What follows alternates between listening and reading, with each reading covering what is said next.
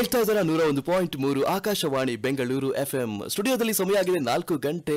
ಇದು youth awareness ಸಮಯ. ಇಂದಿನ ನಮ್ಮ ಯೂತ್ ಅವರ್ ನಲ್ಲಿ ಯುವ ಸಾಧಕರು ಇದ್ದಾರೆ. ಯಾರು ಅಂತ ನೋಡೋದಾದ್ರೆ ಅಂತಾರಾಷ್ಟ್ರೀಯ ಮಟ್ಟದಲ್ಲಿ ಸಾಧನೆ ಮಾಡಿದ ಕರ್ನಾಟಕದ ವಿಶೇಷ ಚೇತನ ಕ್ರಿಕೆಟ್ ಪ್ರತಿಭೆ ಶಂಕರ್ ಸಜ್ಜನ್ ಅವರು ನಮ್ಮ ಜೊತೆ ಆಗ್ತಿದ್ದಾರೆ ಇಂದಿನ ನಮ್ಮ ಯೂತ್ ಅವರ್ ನಲ್ಲಿ. ಸೊ ನಮ್ಮ ಯೂತ್ ಅವರ್ ನ ಪ್ರಾರಂಭ ಮಾಡೋಕ್ಕಿಂತ ಮುಂಚೆ ನೀವು ನಮ್ಮ ಗೆಸ್ಟ್ ಜೊತೆ ಏನಾದ್ರೂ ಪ್ರಶ್ನೆ ಕೇಳಬೇಕು, ಮಾತಾಡಬೇಕು ಅಂತ ಹೇಳಿದ್ರೆ ನೀವು ಕೂಡ ಕೇಳಬಹುದು. ನಮ್ಮ ವಾಟ್ಸ್ಆಪ್ ಸಂಖ್ಯೆನ ನೋಟ್ ಮಾಡ್ಕೊಳ್ಳಿ 9480901013 ಗೆ ನೀವು ಕೂಡ ಸಂದೇಶಗಳನ್ನ ಕಳುಹಿಸಬಹುದು. ನಾವು ಈಗ ಈ ಯೂತ್ ಅವರ್ ನಲ್ಲಿ ಅವರ ಸಾಧನೆಯ ಬಗ್ಗೆ ಮಾತಾಡ್ತಾ ಸಾಗೋಣ. ಸರ್, ಮೊದಲನೇದಾಗಿ ಕಾರ್ಯಕ್ರಮಕ್ಕೆ ಸ್ವಾಗತ ಶಂಕರ್ ಸರ್. Thank you. ಮೊದಲಾಗಿ ನೀವು ಒಬ್ಬ ಕ್ರಿಕೆಟರ್, ಅಂತಾರಾಷ್ಟ್ರೀಯ ಮಟ್ಟದಲ್ಲಿ ಕೂಡ ನೀವು ಗುರುತಿಸಿಕೊಂಡಿದ್ದೀರಾ. ಫಸ್ಟ್ನೇದಾಗಿ ನಿಮ್ಮ ಪರಿಚಯವನ್ನ ಹೇಳ್ಕೊಂತಾದ್ರೆ, ಸೊ ನಿಮ್ಮ ಹುಟ್ಟು ಯಾವ ಜಿಲ್ಲೆಲಾಯ್ತು, ಶಿಕ್ಷಣದ ಬಗ್ಗೆ ನೀವು ಸ್ವಲ್ಪ ಹೇಳೋದಾದ್ರೆ. ಸೊ ನಾನು ಶಂಕರ್ ಸಜ್ಜನ್ ಅಂತ, ನಮ್ಮ ಊರು ಯಾಳಗಿ, ಜಿಲ್ಲೆ ಯಾದಗಿರಿ, ತಾಲೂಕು ಸುರ್ಪೂರು. ಆಮೇಲೆ ನನ್ನ ಒಂದು ಶಿಕ್ಷಣ BA ಡಿಗ್ರಿ ಕೂಡ ಕಂಪ್ಲೀಟ್ ಆಗಿದೆ. ಆಮೇಲೆ ನನ್ನ ಕ್ರಿಕೆಟ್ ಕ್ಯಾರಿಯರು ಬಿಜಾಪುರದಿಂದ ಪ್ರಾರಂಭವಾಯಿತು. ಯಾವ ಒಂದು ಹಂತದಲ್ಲಿ ನಿಮ್ಗೆ ಕ್ರಿಕೆಟ್ ಆಡ್ಬೇಕು ಅಂತ ಅನಿಸ್ತು? ಯಾಕೆ ಕ್ರಿಕೆಟ್ ಆಡ್ಬೇಕು ಅಂತ ಅನಿಸ್ತು? ನಾನು ಆಕ್ಚುಲಿ ನಮ್ಮೂರಲ್ಲಿ ಯಾಳಗಿ ಊರಲ್ಲಿ ಗಲ್ಲಿ ಕ್ರಿಕೆಟ್ ತುಂಬಾ ಆಡ್ತಾ ಇದ್ದೆ. ಸೊ ಆ ಟೈಮಲ್ಲಿ ಸಚಿನ್ ತೆಂಡೂಲ್ಕರ್ ಸರ್ದು ಒಂದು ದೊಡ್ಡ ಅಭಿಮಾನ ಇದೆ. ಸೊ ಆ ಟೈಮಲ್ಲಿ ಅವ್ರದ್ದೆಲ್ಲ ಮ್ಯಾಚಸ್ ಎಲ್ಲ ಇದ್ರೆ, ಸೊ ಅವರು ಬ್ಯಾಟಿಂಗ್ ಆಡ್ಬೇಕಾದ್ರೆ ಇಂಡಿಯನ್ ಟೀಮ್ ಅಲ್ಲಿ ಅವ್ರು ಔಟ್ ಆದ್ರೆ ಬೇಗ ಮಲಗಿ ಬಿಡೋದು. ಅವ್ರು ಔಟ್ ಆದ್ರೆ ರಾತ್ರಿ 12 ಗಂಟೆ 1 ಗಂಟೆವರೆಗೂ ನಾನು ಅವ್ರ ಬಗ್ಗೆ ಮ್ಯಾಚ್ ಎಲ್ಲ ನೋಡ್ತಾ ಇದ್ದೆ. ಸೊ ಅವ್ರದ್ದು ದೊಡ್ಡ ಅಭಿಮಾನಿ ಇದೆ. ಸೊ ಅವಾಗ ನನ್ನ ಮೈಂಡ್ ಅಲ್ಲಿ ಅದು ಮ್ಯಾಚ್ ನೋಡ್ತಾ ನೋಡ್ತಾ ನೋಡ್ತಾ ನೋಡ್ತಾ ಇವರು ಟಿವಿಯಲ್ಲಿ ಆಡ್ತಾರೆ, ಇವರನ್ ಗೊಂಬೆನಾ ಇಲ್ಲಲ್ವಾ, ಸೊ ಅವರು ಮನುಷ್ಯರಲ್ವಾ, ಸೊ ಅವರು ಕ್ರಿಕೆಟ್ ಆಡ್ತಾರೆ, ನಾನು ಯಾಕೆ ಆಡಕ್ಕಾಗಲ್ಲ ಅಂತ ಒಂದು ನನ್ನಲ್ಲೇ ನನ್ನೊಂದು ಪ್ರಶ್ನೆಯನ್ನು ಹುಟ್ಟಿಕೊಟ್ಟು, ಸೊ ಅವಾಗಿನಿಂದ ಆಮೇಲೆ ಗಲ್ಲಿ ಕ್ರಿಕೆಟ್ ತುಂಬಾ ಆಡ್ತಾ ಇದೆ. ಆ ಟೈಮಲ್ಲಿ ಬೆಳಗ್ಗೆ 7 ಗಂಟೆಯಿಂದ ಸಾಯಂಕಾಲ 7 ಗಂಟೆವರೆಗೂ ನಮ್ಮೂರು ಯಾಳಗಿಯಲ್ಲಿ ಗಲ್ಲಿ ಕ್ರಿಕೆಟ್ ಆಡ್ತಾ ಇದೆ. ಸೊ ಅವಾಗಿನಿಂದ ಹುಚ್ಚು ಬೆಳೆಯಿತು. ಈಗ ಕ್ರಿಕೆಟ್ ಕಲಿಬೇಕು ಅಂತ ಅಂದ್ರೆ ಯೂಶುವಲಿ ಸಿಟಿಲೆಲ್ಲ ಆದ್ರೆ ಕ್ರಿಕೆಟ್ ಕ್ಲಬ್ ಇರುತ್ತೆ, ಅದನ್ನ ಹೇಳ್ಕೊಡೋರು ಇರ್ತಾರೆ. ಸೊ ಯಾಳಗಿ ವಿಜಯಪುರ ಜಿಲ್ಲೆ ಅಂತ ಒಂದು ಊರಲ್ಲಿ ಕೂಡ ನಿಮಗೆ ಕ್ರಿಕೆಟ್ ಕ್ಲಬ್ ಇತ್ತಾ, ಅಥವಾ ಹೆಂಗೆ ನಿಮಗೆ ಸ್ಟಾರ್ಟ್ ಆಯ್ತು? ಆ ಪ್ರಾಕ್ಟೀಸ್ ಯಾವ ತರ ಮಾಡಕ್ ಸ್ಟಾರ್ಟ್ ಮಾಡಿದ್ರಿ? ನಾನು ಆಕ್ಚುಲಿ ಕ್ರಿಕೆಟ್ ಕ್ಲಬ್ ಇರೋದು ಬಿಜಾಪುರದಲ್ಲಿತ್ತು, ಶೌಟ್ ಕ್ರಿಕೆಟ್ ಕ್ಲಬ್ ಅಂತ. ಸೊ ನನ್ನ ಒಂದು ಗಲ್ಲಿ ಕ್ರಿಕೆಟ್ ಹುಚ್ಚನ್ನ ನೋಡಿ ನಮ್ಮ ಫಾದರ್ ಏನ್ ಮಾಡಿದ್ರು, ಶೌಟ್ ಕ್ರಿಕೆಟ್ ಕ್ಲಬ್ನ ಒಂದು ಜಾಯಿನ್ ಮಾಡಿದ್ರು. ಸೊ ಅಲ್ಲಿಂದ ನಂದು leather ball cricket journey start ಆಯ್ತು. Okay okay. ಸೊ ಹಾಗೆ ನೀವು ಮುಂದೆ ಅನಿಲ್ ಕುಂಬ್ಳೆ ಸರ್ ಅವರ ಸ್ಪಿನ್ ಅಕಾಡೆಮಿಗೆ ಕೂಡ ಸೆಲೆಕ್ಟ್ ಆಗ್ತೀರಾ. ಅದ್ರ ಬಗ್ಗೆ ನಮ್ಗೆ ಸ್ವಲ್ಪ ನಮ್ಮ ಕೇಳುಗರಿಗೆ ಹೇಳ್ತೀರಾ? ನಾನು Anil Kumble spin star select ಆಗಿದ್ದು ಸೊ ನಾನು ಸೆಕೆಂಡ್ PU ಅಲ್ಲಿ ಇರುವಾಗ. ಸೊ ಮೋಸ್ಟ್ಲಿ 17 ಇಯರ್ ಇರಬೇಕಿತ್ತು. ನಮ್ದು ಒಂದು ಧರ್ಮಡೇಶ್ವರ ಇಂಟರ್ನ್ಯಾಷನಲ್ ಪಬ್ಲಿಕ್ ಸ್ಕೂಲಲ್ಲಿ ನಾನು ಓದ್ತಾ ಇದ್ದೆ. ಸೊ ಆ ಟೈಮಲ್ಲಿ ಎವ್ರಿ ಡೇ ನ್ಯೂಸ್ ಪೇಪರ್ ಓದ್ತಾ ಇದ್ದೆ ನಾನು. ಸೊ ನ್ಯೂಸ್ ಪೇಪರ್ ಓದಬೇಕಾದ್ರೆ ಒಂದು ಆರ್ಟಿಕಲ್ ಬಂದಿತ್ತು, ಸ್ಪಿನ್ನರ್ಗಳ ಪ್ರತಿಭಾ ಅನ್ವೇಷಣೆ ಅಂತೇಳಿ. ಸೊ ಅದಕ್ಕೆ ನಾನು ಅಲ್ಲಿ ಒಬ್ರು ದಯಾನಂದ್ ಸರ್ ಅಂತ ಇದ್ರು, ಸೊ ನಮ್ದು ಟೀಚರ್ ಕೂಡ ಹೋದ್ರು. ಸೊ ಅವರು ಮೊಬೈಲ್ನ ತಗೊಂಡು ನನ್ನ ಬಗ್ಗೆ ಅಪ್ಲೈ ಎಲ್ಲ ಮಾಡಿದ್ರು. ಮಾಡಿಬಿಟ್ಟು ನಾನು ಆಲಿಮಟ್ಟಿಯಿಂದ ಬೆಂಗಳೂರಿಗೆ ನಾನು ಟ್ರೈನಲ್ಲಿ ಹತ್ಕೊಂಡು ಅಲ್ಲಿ ಸೆಲೆಕ್ಷನ್ಗೆಲ್ಲ ಹೋಗಿ ಅಲ್ಲಿ ಸೆಲೆಕ್ಷನ್ ಎಲ್ಲ ಪಾರ್ಟಿಸಿಪೇಟ್ ಎಲ್ಲ ಮಾಡಿ. ಸೊ ಅಲ್ಲಿ 3,000 ಜನ ಇದ್ರು ಟೋಟಲ್. ಸೊ ಆ 3,000 ಜನರಲ್ಲಿ ನಾನು 21 ಜನ ಕೂಡ ಸೆಲೆಕ್ಟ್ ಆಗಿದ್ವಿ. ಆ 21ನೇ ನಂಬರ್ ನಾನೇ ಇದೆ. ಸೊ ಅದರಲ್ಲಿ ಸ್ಪೆಷಲ್ ಮೆನ್ಷನ್ ಆಗಿ ನನ್ನನ್ನು ಕುಂಬ್ಳೆ ಸರು ಸೆಲೆಕ್ಟ್ ಮಾಡಿದ್ರು. ಸೊ ಅವಾಗೆಲ್ಲ ಸ್ಪಿನ್ ಸ್ಟಾರ್ ಅವಾರ್ಡ್ ಅಂತ 21 ಜನಕ್ಕೂ ಸ್ಪಿನ್ ಸ್ಟಾರ್ ಅಂತ ಅವಾರ್ಡ್ ಕೊಟ್ಟರು. ಆಮೇಲೆ ಕಿಟ್ ಬ್ಯಾಗ್ ಎಲ್ಲ ಕೊಟ್ಟರು. ಸೊ ಫೈನಾನ್ಷಿಯಲಿ ತುಂಬಾ ಸಪೋರ್ಟ್ ಮಾಡಿದ್ರು. ಆಮೇಲೆ ಅವ್ರದ್ದೊಂದು 15 ಡೇಸ್ ಕ್ಯಾಂಪು ಕೂಡ ಇತ್ತು. ಸೊ ಆ ಕ್ಯಾಂಪಲ್ಲಿ ಆದಿತ್ಯ ಗ್ಲೋಬಲ್ ಗ್ರೌಂಡ್ ಅಲ್ಲಿ ಕ್ಯಾಂಪ್ ಕೂಡ ಇತ್ತು ಬೆಂಗಳೂರಲ್ಲಿ. ಸೊ ತುಂಬಾ ಸಪೋರ್ಟ್ ಮಾಡಿದ್ರು. ಆಮೇಲೆ ಏನೋ ರೂಮ್ ಎಲ್ಲ ಕೊಟ್ಟರು, ತುಂಬಾ ಸಪೋರ್ಟ್ ಮಾಡಿದ್ರು ಸರ್ ಅವಾಗ. ಸೊ ಅಲ್ಲಿಂದ ನಿಮ್ಮ ಒಂದು ಜರ್ನಿ ಸ್ಟಾರ್ಟ್ ಆಗುತ್ತೆ. ಅದೊಂಥರ ಟರ್ನಿಂಗ್ ಪಾಯಿಂಟ್ ಅಂತ ಹೇಳ್ಬೋದು ನಿಮ್ ಲೈಫ್ ಅಲ್ಲಿ ಅಲ್ವಾ? ನಿಜವಾಗ್ಲು. ಸೊ ಅನಿಲ್ ಕುಂಬ್ಳೆ ಅವರಂತಹ ಒಂದು ದಂತಕತೆ ಅಂತಾನೆ ಹೇಳಿದ್ರೆ ತಪ್ಪಾಗಲ್ಲ. ಮೋಸ್ಟ್ಲಿ ಇಂಡಿಯನ್ ಸ್ಪಿನ್ ಲೋಕದಲ್ಲಿ ಅನಿಲ್ ಕುಂಬ್ಳೆನ ಎಷ್ಟೋ ಜನ ರೋಲ್ ಮಾಡೆಲ್ ಅಂತ ಇಟ್ಕೊಂಡಿರ. ಅವ್ರ ಜೊತೆ ನೀವು ಅಲ್ಲಿ ಕಲಿಯೋ ಅವಕಾಶ ಸಿಕ್ಕಿದ್ದು ಒಂದು ತುಂಬಾನೇ ಒಂದು ಟರ್ನಿಂಗ್ ಪಾಯಿಂಟ್ ಆಯ್ತು ನಿಮ್ಮ ಕೆರಿಯರ್ ಅಲ್ಲಿ. ನಾನು ಎಲ್ಲೂ ನಿಮ್ ಬಗ್ಗೆ ಓದ್ಬೇಕಾದ್ರೆ ಕೇಳಿದೆ, ಈಗ ನಿಮ್ಮ ರೋಲ್ ಮಾಡೆಲ್ ಆಗಿ ನೀವು ಯಾರನ್ನ ಇಟ್ಕೊಂಡಿದ್ದೀರಾ? ನೀವೊಂದು ಹೆಸರನ್ನ ಹೇಳ್ತೀರಾ? ಕ್ರಿಕೆಟ್ BS ಚಂದ್ರಶೇಖರ್ ಅವ್ರ ಬಗ್ಗೆ ನೀವು ಮಾತಾಡ್ತಾ ಹೋಗಿ. ಹೌದು ಸರ್, ಹೌದು. ಯಾಕಂದ್ರೆ BS ಚಂದ್ರಶೇಖರ್ ಸರ್ದು ಒಂದು ಇನ್ಸ್ಪಿರೇಷನ್ ಅಂತ. ಯಾಕಪ್ಪ ಅಂತಂದ್ರೆ ಸೊ ನಾ SLC ಓದ್ಬೇಕಾದ್ರೆ ಒಂದು ಲೆಸನ್ ಇತ್ತು, A magician with the ball. So ಆ ಒಂದು ಟಾಪಿಕ್ ಅನ್ನ ಓದಿದ್ದೆ. ಅದನ್ನು ಕೂಡ ಒಂದು ಫಸ್ಟ್ ಪಾಯಿಂಟ್ ಆಯ್ತು. ಆಮೇಲೆ ಅವರು ಕೂಡ ಇಂಡಿಯನ್ ಟೀಮ್ ರೆಪ್ರೆಸೆಂಟ್ ಮಾಡಿದಾರೆ ಅಂತ ನನ್ಗೆ ಅವಾಗ್ಲೇ ಗೊತ್ತಾಗಿದ್ದು. ಅವ್ರದ್ದು ಬೌಲಿಂಗ್ ವಿಡಿಯೋಸ್ ಎಲ್ಲ ನೋಡ್ತಾ ಇದ್ದೆ. ಸೊ ಅವರು ಕೂಡ ಒಂದು ಪೋಲಿಯೋ ಅಟ್ಯಾಕ್ ಇಂದ ಆಗಿದ್ರು. ಸೊ ಅವ್ರದ್ದು ಕೂಡ ಲೆಸ್ಪಿನ್ನರ್ ಕೂಡ ಇದ್ರು. ಸೊ ಅವರು ಇಂಡಿಯನ್ ಟೀಮ್ ಅಲ್ಲಿ ಆಡಿದ್ದಾರೆ. ಸೊ ನಾನು ಯಾಕೆ ಆಡಕ್ಕಾಗಲ್ಲ ಅಂತ ಒಂದು ಇನ್ಸ್ಪಿರೇಷನ್ ಆಗಿ ರೋಲ್ ಮಾಡಲ್ ಆಗಿ ತಗೊಂಡೆ ನಾನು. ಖಂಡಿತ. ಸೊ BS ಚಂದ್ರಶೇಖರ್ ಅವರ ಸಾಧನೆ ನಿಜವಾಗ್ಲೂ ಒಂದು ಇನ್ಸ್ಪಿರೇಷನಲ್ ಸ್ಟೋರಿ ಅಂತಾನೆ ಹೇಳ್ಬೋದು.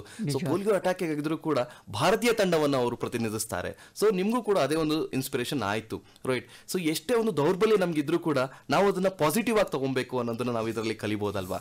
ಹಾಗೆ ನೀವು RCB ತಂಡದ ಒಂದು ನೆಟ್ ಬೌಲರ್ ಆಗಿ ಸೆಲೆಕ್ಟ್ ಆಗ್ತೀರಾ. ಹೇಗಿತ್ತು ಅಲ್ಲಿನ ಆ ಡ್ರೆಸ್ಸಿಂಗ್ ರೂಮ್ ಅನುಭವ, ಅದ್ರ ಬಗ್ಗೆ ಸ್ವಲ್ಪ ಹೇಳ್ತಾ ಹೋಗ್ತೀರಾ? ನಿಜವಾಗ್ಲೂ ತುಂಬ ಖುಷಿ ಆಗುತ್ತೆ. ಯಾಕಪ್ಪ ಅಂದರೆ ಅಂತೆಲ್ಲ ವಿರಾಟ್ ಕೊಹ್ಲಿ ಸರ್ಗೆ, ಡಿ ವಿಲಿಯರ್ಸ್ ಸರ್ಗೆ ಬೌಲಿಂಗ್ ಮಾಡೋದ್ರಲ್ಲಿ ಒಂದು ತುಂಬ ಖುಷಿ ಆಗುತ್ತೆ. ನನ್ನ ಟ್ಯಾಲೆಂಟ್ನ ಐಡೆಂಟಿಫೈ ಮಾಡಿಬಿಟ್ಟು ಅವ್ರು ನಟ್ ಬೌಲಿಂಗ್ಗೆ ಕರೆದ್ರು. ಎಲ್ಲ ರೀತಿಯಾದಂಥ ಅವ್ರದ್ದು ಸ್ಕಿಲ್ಸ್ ಆಗಲಿ, ಕ್ರಿಕೆಟ್ ನಾಲೆಜ್ ಆಗಲಿ, ಆಮೇಲೆ ಡ್ರೆಸ್ಸಿಂಗ್ ರೂಮ್ ಆಗಲಿ ಒಂಥರ ಎಕ್ಸೈಟೆಡ್ ಆಗಿದ್ದೆ ನಾನು ತುಂಬ. ಅವರು ಏನೇನು ಯಾವ ರೀತಿ ಪ್ರಾಕ್ಟೀಸ್ ಮಾಡ್ತಾಯಿದ್ರು, ಯಾವ ರೀತಿ ಡಯಟ್ ಮೇಂಟೈನ್ ಮಾಡ್ತಾಯಿದ್ರು, ಯಾವ ರೀತಿ ಡಿಸಿಪ್ಲಿನ್ ಆಗಿದ್ರು, ಯಾವ ರೀತಿ ಡೆಡಿಕೇಟ್ ಆಗಿದ್ರು ಅಂತ ಎಲ್ಲ ಒಂದು ನಾಲೆಜನ್ನು ಅದರಿಂದ ತಗೊಂಡೆ ನಾನು. ತುಂಬ ಖುಷಿ ಆಯಿತು. ಸೊ ಅಲ್ಲಿ ನಿಮಗೆ ಈಗ ಇಂಟರ್ನ್ಯಾಷನಲ್ ಕ್ರಿಕೆಟ್ ಪ್ಲೇಯರ್ಸ್ನ ಮೀಟ್ ಮಾಡಿದಾಗ ಸೊ ಅವರಿಂದ ಸಿಕ್ಕಂತಹ ಇನ್ಪುಟ್ಸ್ ಏನು ಹೇಳಿದ್ರು ಅವ್ರು ನಿಮಗೆ? ಯಾರಾದರೂ ಸಿಕ್ಕಿ ಯಾವ ಥರ ನೀವು ಅದನ್ನ ಇಂಪ್ರೂವ್ ಮಾಡ್ಕೊಬೋದು, ನಿಮ್ಮ ಕ್ರಿಕೆಟ್ನ ಯಾವ ಥರ ಇಂಪ್ರೂವ್ ಮಾಡ್ಕೊಬೋದು ಅಂತ ಏನಾದರೂ ಸಲಹೆಗಳನ್ನ ಕೊಟ್ಟಿದ್ರಾ? ನಿಜವಾಗ್ಲೂ ಒಳ್ಳೆ ಒಳ್ಳೆ ಸ್ಕಿಲ್ಸ್ಗಳನ್ನು ಕೊಟ್ಟಿದ್ದಾರೆ. ಅದು ನನ್ನ ಬೌಲಿಂಗ್ ನೋಡಿದ ತಕ್ಷಣ ತುಂಬ ಖುಷಿ ಆಗ್ತಾಯಿದ್ರು. ತುಂಬ ಒಂದು ವಿಶ್ ಮಾಡ್ತಾ ಇದ್ರು. ಸೊ ಒಳ್ಳೆ ಟ್ಯಾಲೆಂಟ್ ಇದೆ, ಬಿಡಬೇಡ, ಗಿವ್ ಅಪ್ ಮಾಡಬೇಡ.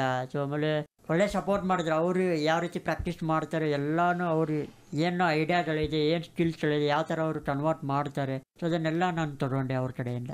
ಸೊ ಒಂದು ನಿಜವಾಗ್ಲೂ ಒಂದು ಒಳ್ಳೆ ಅಪರ್ಚುನಿಟಿ ಅಂತ ಹೇಳ್ಬೋದು ಅಲ್ವಾ? ಯಾಕಂದ್ರೆ ಇಂಟರ್ನ್ಯಾಷನಲ್ ಕ್ರಿಕೆಟರ್ಸ್ಗಳೆಲ್ಲ ಒಂದ್ ಕಡೆ ಸೇರಿದಾಗ ನೀವು ಅಲ್ಲಿ ಹೋಗ್ಬಿಟ್ಟು ಅಲ್ಲಿ ನೀವು ನೆಟ್ ಬಾಲರ್ ಆಗಿರೋದು ಕೂಡ ನಿಜವಾಗ್ಲೂ ಒಂದು ಹೆಮ್ಮೆ ವಿಷಯ ಕೂಡ, ಹೌದಾ? ಹೌದು ಸರ್, ಹೌದು.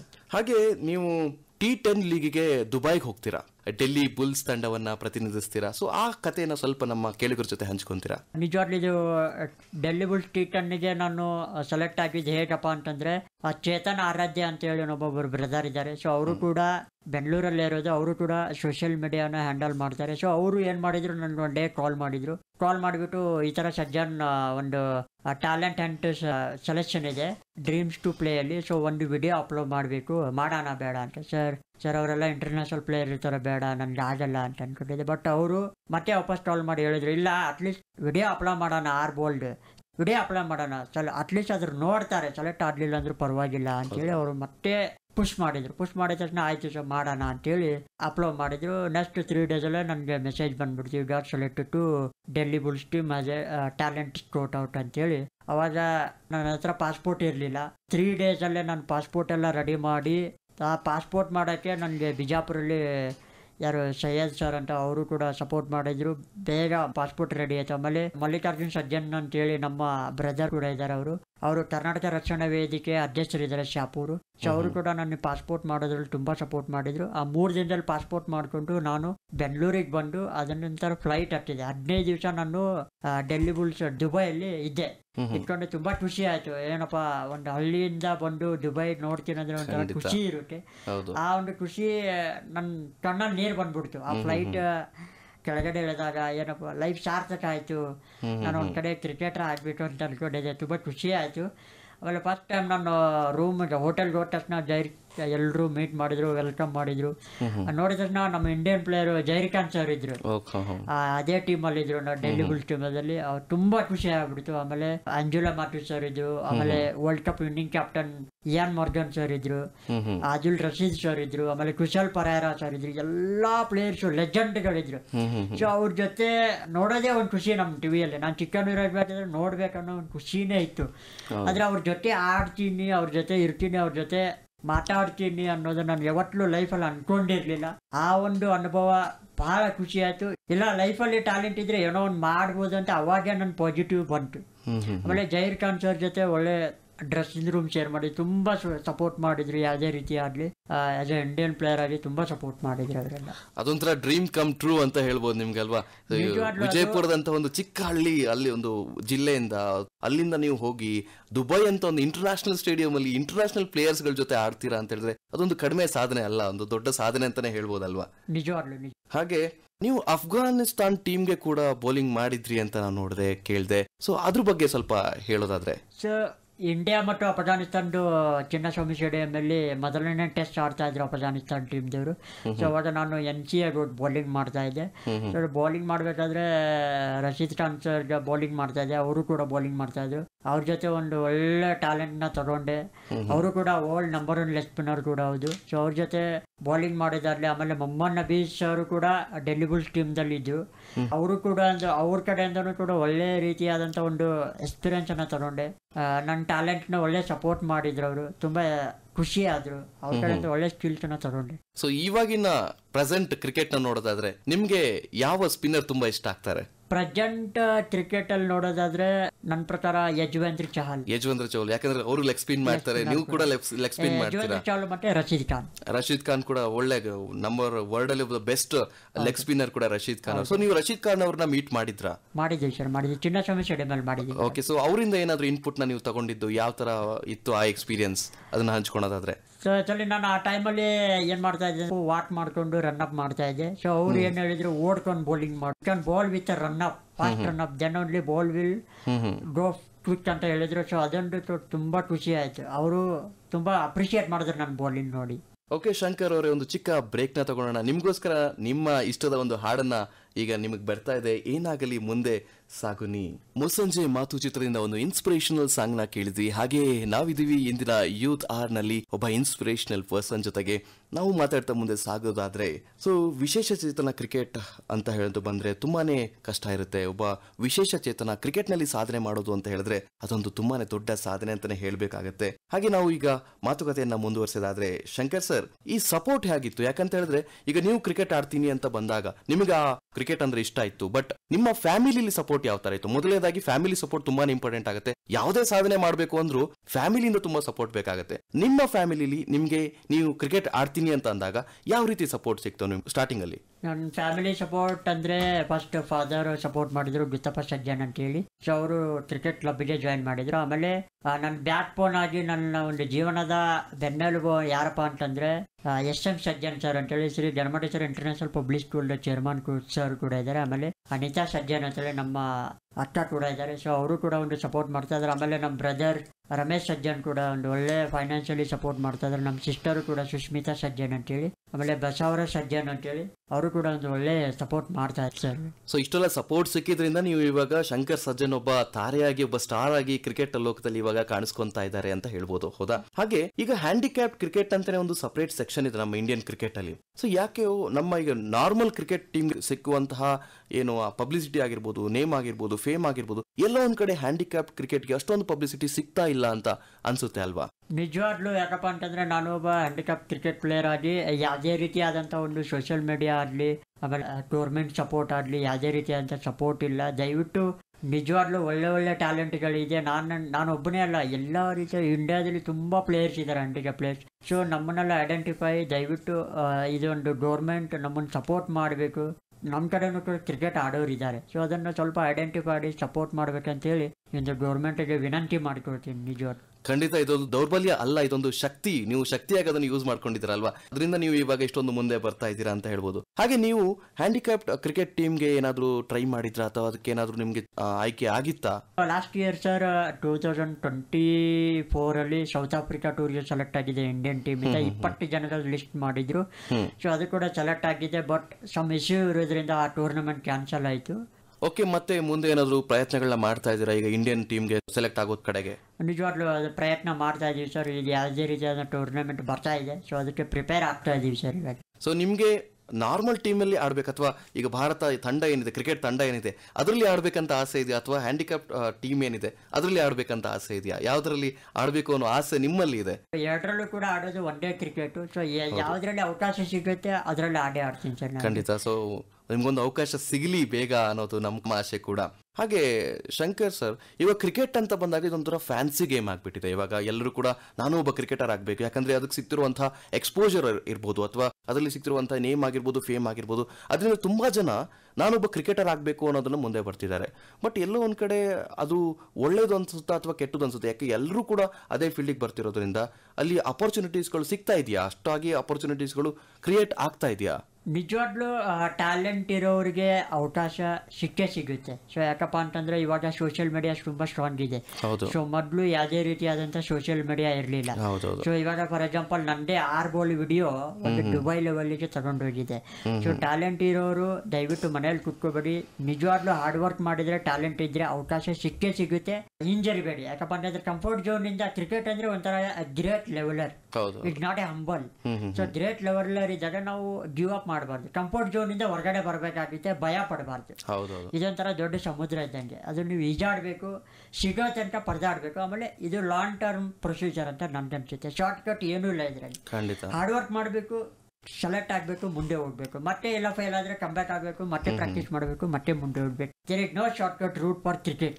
S yes, there is no short cut for the success also. Correct, ಹೌದಲ್ವಾ? ಹಾಗೆ ನೀವು ಹೇಳಿದ್ರಿ ಇವಾಗ ಸೋಷಿಯಲ್ ಮೀಡಿಯಾ ನಿಮ್ ಲೈಫಲ್ಲಿ ಯಾವ ತರ ಒಂದು ಪಾಸಿಟಿವ್ ಗೇಮ್ ನ ಪ್ಲೇ ಮಾಡ್ತು ಅಂತ. ಲೈಕ್ ಸೋಷಿಯಲ್ ಮೀಡಿಯಾನ ಹೇಗೆ ಯೂಸ್ ಮಾಡ್ಕೊಬಹುದು ಅಂತ ನೀವು ನಮ್ಗೆ ಹೇಳೋದಾದ್ರೆ, ನಿಮ್ಮ ಲೈಫಲ್ಲಿ ಯಾವ ತರ ಅದು ನಿಮ್ನ ಈಗ ಈ ಮಟ್ಟಕ್ಕೆ ತಂದು ನಿಲ್ಸಿದೆ ಸೋಷಿಯಲ್ ಮೀಡಿಯಾ, ಅದ್ರ ಬಗ್ಗೆ ಸ್ವಲ್ಪ ಹೇಳ್ತೀರಾ? ನಿಜವಾಗ್ಲೂ ನಾನು ಎಸ್ಪೆಷಲಿ ಎಲ್ಲ ಸೋಷಿಯಲ್ ಮೀಡಿಯಾಗೆ ತುಂಬಾ ಧನ್ಯವಾದಗಳು ಹೇಳಬೇಕು. ಎಸ್ಪೆಷಲಿ ಆಕಾಶವಾಣಿಗೂ ಕೂಡ ತುಂಬಾ ಧನ್ಯವಾದಗಳು ಹೇಳ್ತೀನಿ.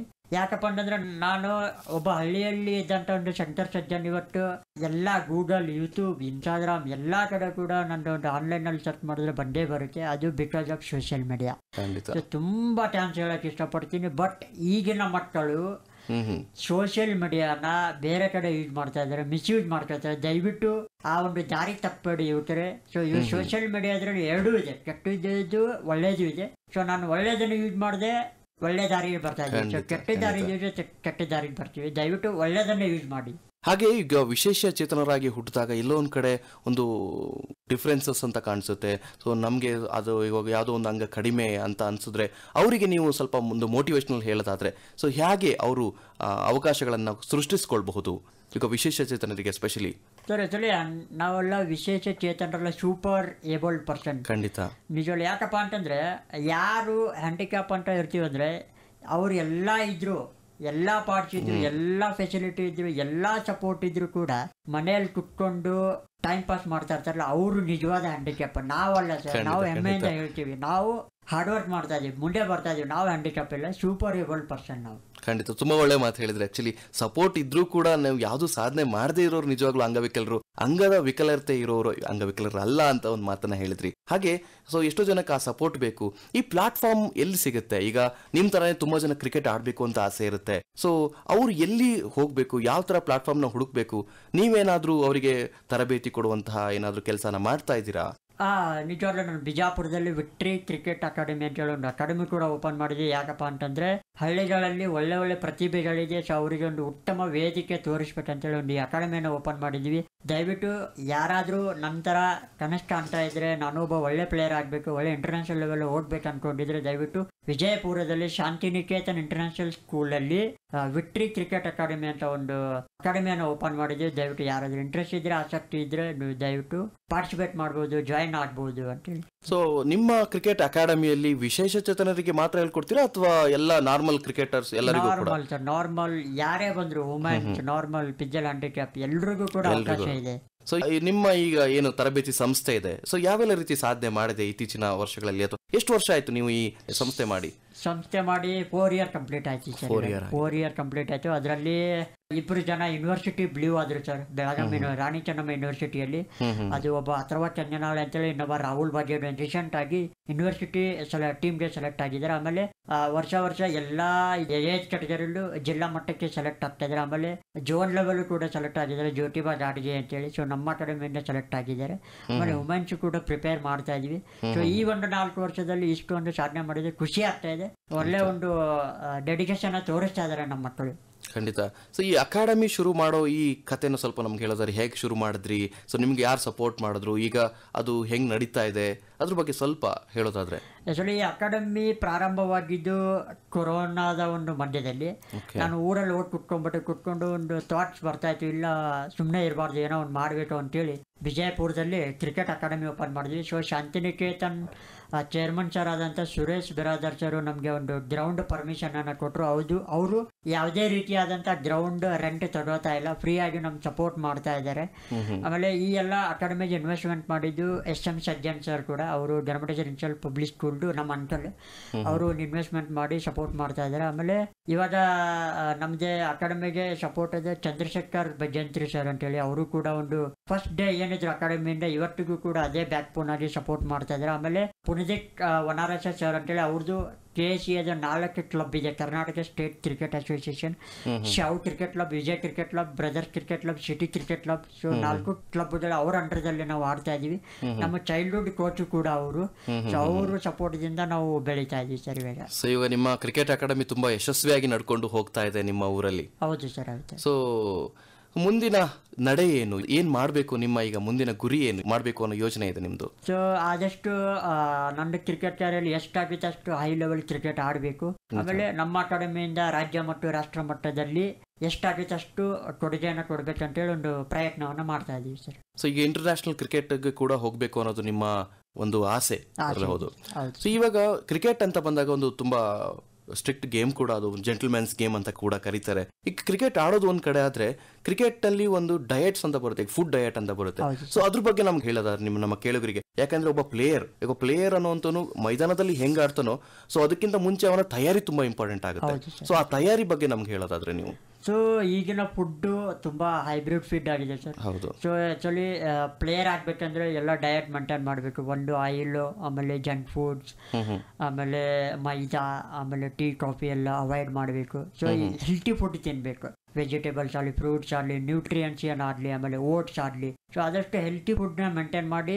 ಒಂದು ಮಾತಿದೆ, ಎಲ್ಲ ಪ್ಲೇಯರ್ಸು, ಇಂಟರ್ನ್ಯಾಷನಲ್ ಪ್ಲೇಯರ್ಸ್ ಒಂದು ಮಾತು ಹೇಳ್ತಾರೆ, ಯಾರು ಫುಡ್ ಅನ್ನ ಕಂಟ್ರೋಲ್ ಮಾಡ್ತಿರೋ ಅವ್ರ ಜೀವನದಲ್ಲಿ ಎಲ್ಲಾ ಕಂಟ್ರೋಲ್ ಮಾಡ್ತಾರೆ ಅಂತ. ಸೊ ದಯವಿಟ್ಟು ಫುಡ್ನ ಕಂಟ್ರೋಲ್ ಮಾಡಿ, ಲೈಫಲ್ಲಿ ಎಲ್ಲಾ ಕಂಟ್ರೋಲ್ ಆಗುತ್ತೆ. ಸೊ ನೀವು ಕೂಡ ಅದೇ ತರ ಫಾಲೋ ಮಾಡ್ತಾ ಇದ್ದೀರಾ ಇವಾಗ?